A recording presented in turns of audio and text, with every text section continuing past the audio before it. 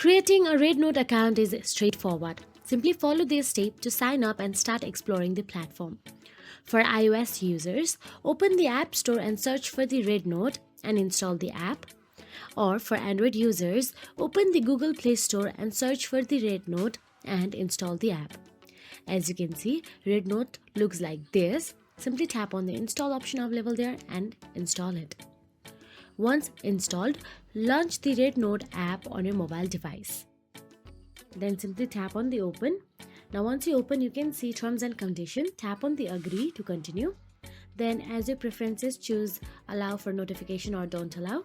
Now here you can see login option available. Tap on the I have read and agreed checkbox. Then you can simply tap on the login option available and enter your credentials. Or you can log in using your Apple ID. You can tap on the or simply go back and tap on the Apple ID option available there and continue and log in using your Apple ID. Now once you are logged in, you will be navigated where you will be asked your gender. Tap on your gender, male or female. Then once you tap on it, you will be navigated to enter your age.